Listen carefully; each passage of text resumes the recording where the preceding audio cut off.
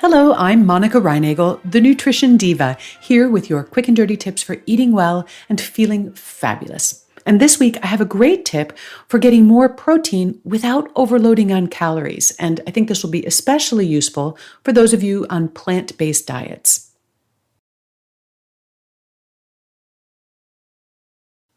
Just a few weeks ago, I talked about the concept of fiber density, which is a way of looking at how much fiber a food contains per calorie. And as we discovered, some high fiber foods are also relatively high in calories. Choosing foods with a high fiber density, which have more fiber per calorie, can help you increase your fiber intake without blowing out your calorie budget. Well, protein can present a similar dilemma, especially for vegetarians. In order to get the same amount of protein from black beans as I would from chicken breast, for example, I'd have to eat 3 times as many calories. It can be challenging to increase your protein intake using plant-based sources without taking in more calories than you need, and this is where the concept of protein density can really help. Just as we did for fiber density, we can calculate the protein density of a food by dividing the protein by the calories. Foods with a higher protein density will provide more protein per calorie. So, which foods have the most protein per calorie? Well, not surprisingly, animal proteins like meat, fish, eggs, and chicken have a much higher protein density than plant-based proteins like beans, nuts, seeds, and grains. Among the animal proteins that I compared, chicken breast, egg whites, and low-fat cottage cheese have the highest protein density. Whole eggs, cheese, and other full-fat dairy products were among the lowest in protein density.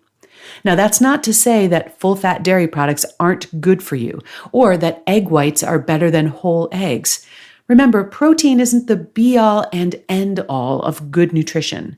But if you are looking for ways to get more protein with fewer calories, then those are probably not the foods that you'd want to turn to.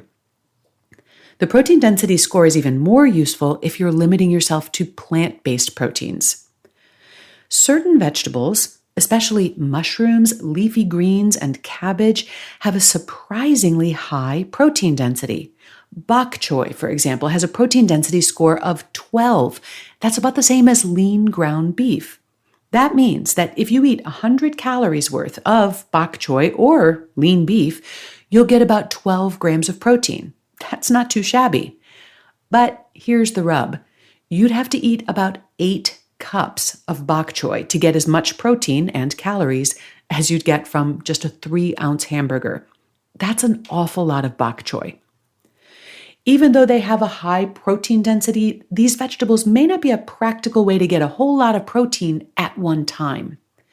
Tofu, on the other hand, not only has the same amount of protein per calorie as lean ground beef, but also the same amount of protein per serving.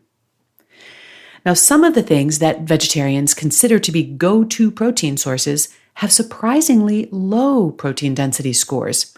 Almonds, for example, have a protein density of just 3.5. Sunflower seeds, even lower, just 2.8. And that means you'll have to take in a lot of calories to get a little protein. In terms of protein, peanuts and pumpkin seeds are your best bets in the nut and seed category, with a protein density of 4 and 5, respectively. So just remember the letter P: peanuts, pumpkin seeds, and protein.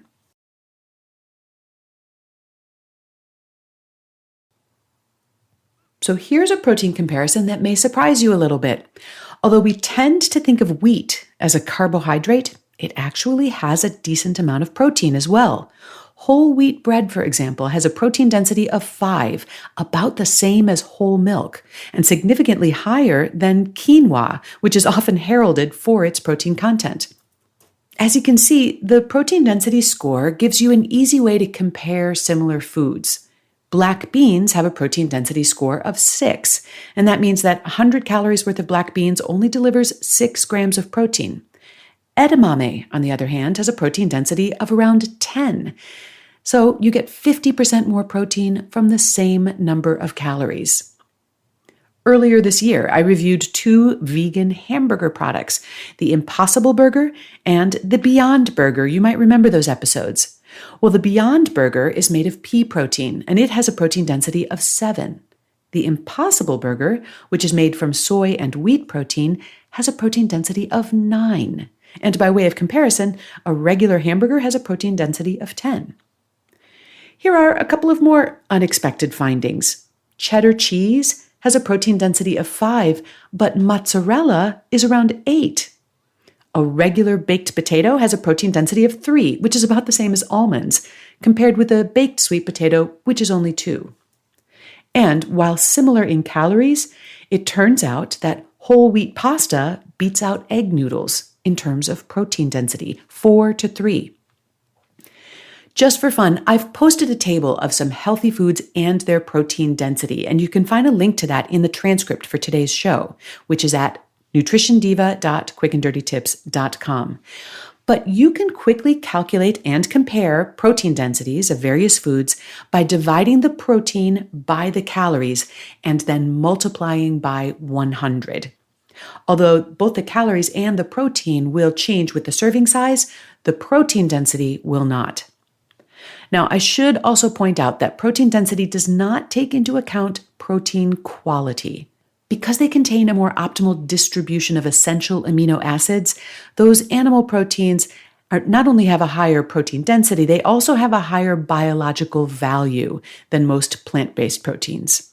Nonetheless, protein density can still be useful, and it is a whole lot easier to calculate.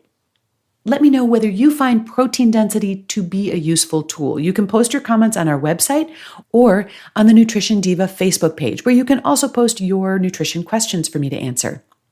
Also, just a quick reminder that the Way Less program kicks off next week on July 6th. This is a group coaching program that I created with my colleague Brock Armstrong of the Get Fit Guy podcast, and we help our members achieve sustainable weight loss and behavior change. If you'd like more information about that, you can go to wayless.life.